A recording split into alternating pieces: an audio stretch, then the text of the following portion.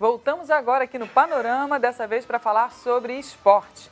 Imbatível, essa foi a palavra que definiu a seleção masculina de vôlei, que fez mais uma vítima no Mundial, a Rússia. Acompanhe. A seleção brasileira masculina de vôlei não deu chance para o azar e venceu a Rússia por 3-1 no Mundial da Polônia.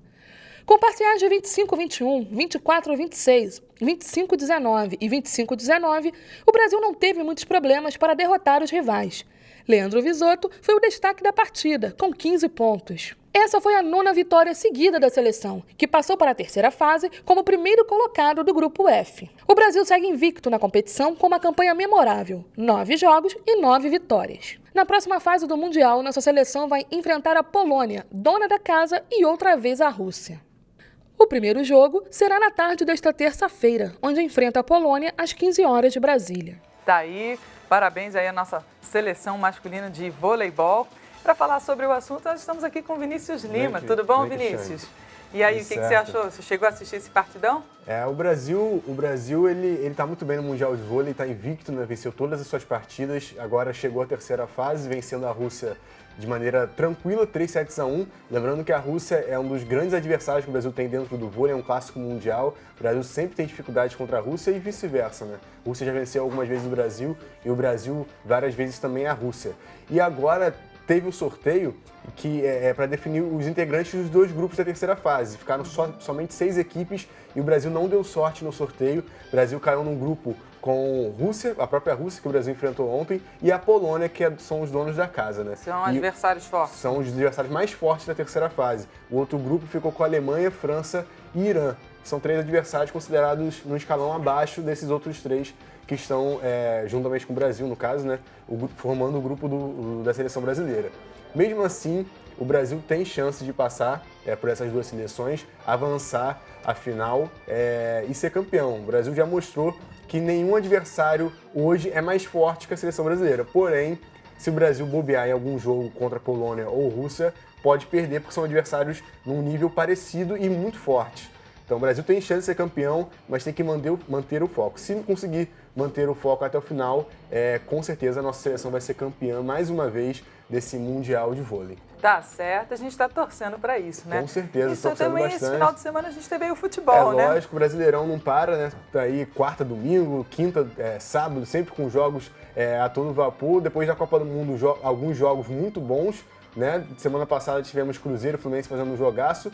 E ontem, São Paulo e Cruzeiro fizeram um jogo do campeonato, né? Já que o São Paulo é o vice-líder e o Cruzeiro o líder do campeonato. O Cruzeiro não perdia bastante tempo, perdeu justamente ontem. A gente pode ver os gols aí para eu comentar um pouquinho como foi esse jogaço entre Cruzeiro e São Paulo. Aí a gente vê o pênalti bobo do Dedé, deu o bote desnecessário, o Ganso só tocou de lado e foi calçado pelo Dedé. Aí pênalti, os São Paulinos reclamaram uma expulsão do Dedé, que já tinha cartão amarelo, não recebeu o segundo.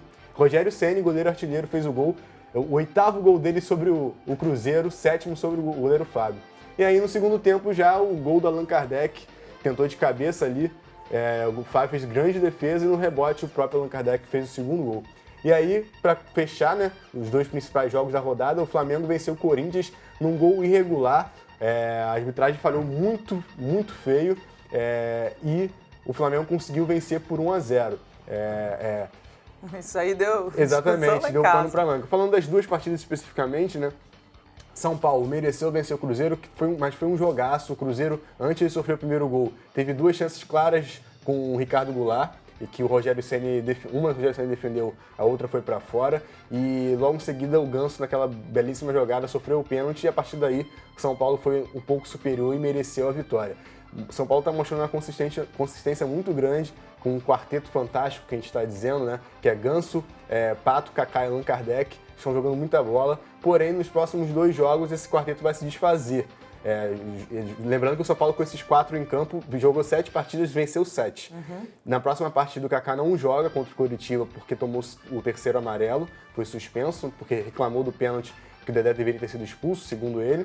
E no domingo, contra o Corinthians, o São Paulo não terá o Pato por questões contratuais, já que o Pato pertence ao Corinthians e o time geralmente não deixa esse jogador enfrentar a própria equipe. Mas o Luiz Fabiano está de volta, né?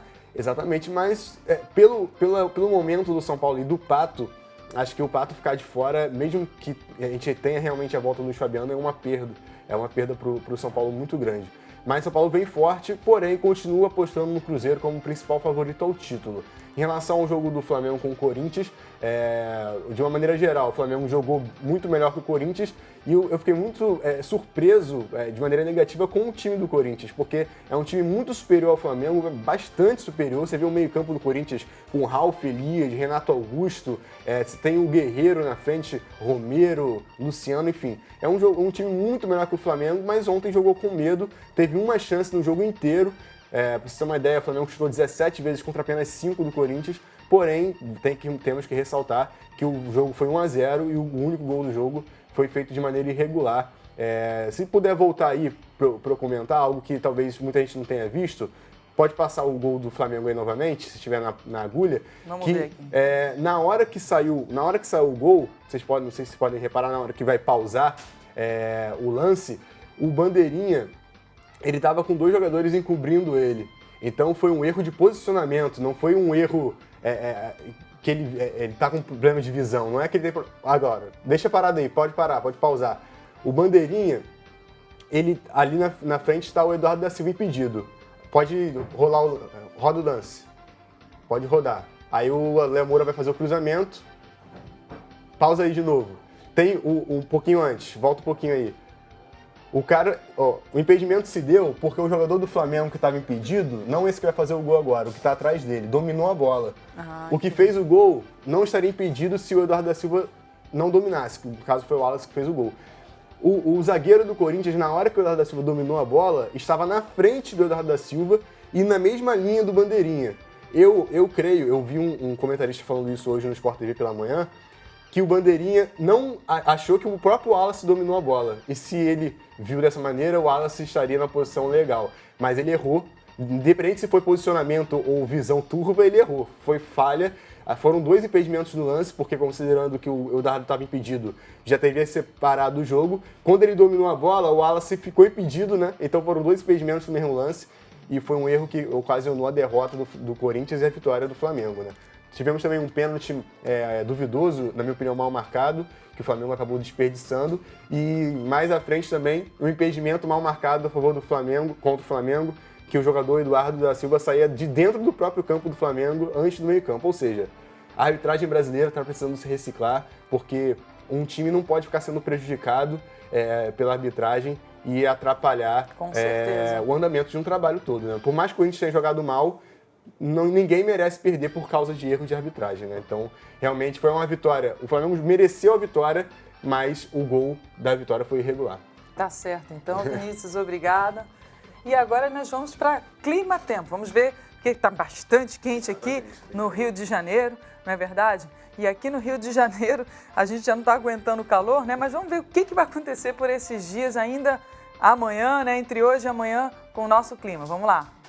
Nesta segunda-feira, uma frente fria chega a São Paulo. O tempo muda e há risco de temporais a partir da tarde. Já no sul, a chuva diminui e uma nova massa de ar polar chega ao sul do Rio Grande do Sul. Deixa o tempo firme e diminui a temperatura. Aumenta o risco de chuva forte entre o sul do Rio Grande do Sul e a região pantaneira. Enquanto isso, na faixa clara do mapa, muito sol e calor. A possibilidade de chuva passageira na costa leste nordestina e várias pancadas de chuva, principalmente a partir da tarde, nas demais áreas do país. A mínima prevista para Porto Alegre é de 14 graus e 18 em São Paulo. A máxima prevista para o Rio de Janeiro é de 35 graus, 33 em Brasília e 39 graus em Palmas. Ou seja, o calor vai continuar aqui no Rio de Janeiro, calor de inverno, né? Agora a gente vai falar sobre o metrô mais importante, mais famoso aqui, mais tradicional do Brasil, né? Completa 40 anos, São Paulo. Vamos dar uma olhadinha. Ele vem, ele volta e aparece outra vez. É assim durante todo o dia. São mais de 3 milhões de aberturas e fechamento de portas. E isso já acontece há 40 anos. um dos maiores sistemas de transporte do mundo, fez sua primeira viagem em 14 de setembro de 1974. A linha Norte-Sul, como era chamada na época, hoje linha 1 Azul, foi construída com um extenso trajeto e ligava o bairro do Jabaquara ao de Santana. Na fase de teste, as viagens eram restritas e os trens só iam até a estação Vila Mariana. Atualmente, são mais de 70 quilômetros de malha ferroviária, distribuídas em 6 linhas ligadas por 67 estações. Ao todo, 4.600.000 paulistanos utilizam o metrô todos os dias. Uso diariamente, é a melhor coisa que tem aqui em São Paulo. Eu acho um excelente meio de transporte e a facilidade, a acessibilidade que dá para todos nós é impressionante. Só que, infelizmente, ainda temos pouco. Se não tivesse, eu não sei como seria. Então, acho que é muito bom o metrô. Acho que a gente tem que parabenizar, sim, mas tem que melhorar, como todos os meios de transporte que nós temos, principalmente aqui em São Paulo. Provavelmente todo mundo já andou pelo menos uma vez na vida num vagão como este. Mas hoje você está convidado a fazer uma viagem diferente comigo e com o Pedro dentro da cabine de operações.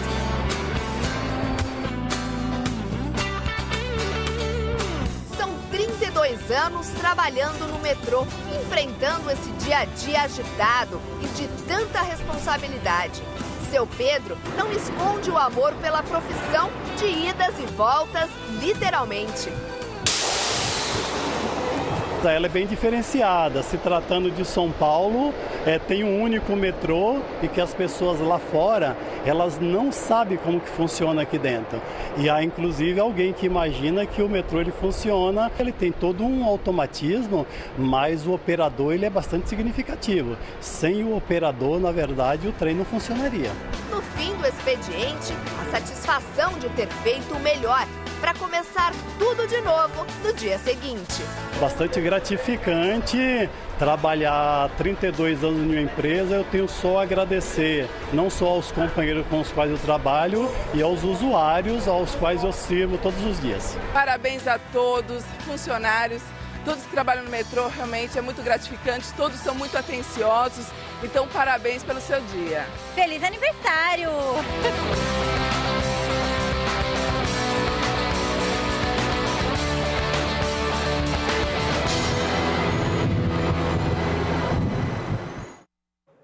Parabéns mesmo. Eu já quando morava em São Paulo andava bastante também no metrô, maravilhoso, realmente muito funcional. Parabéns a todos que trabalham nessa obra maravilhosa. Minha irmã que participou ali da extensão do metrô ali na região Santa Amaro, né? E a todos que trabalham fazendo com que muitos paulistas estejam diariamente, né, rapidamente chegando aos seus compromissos.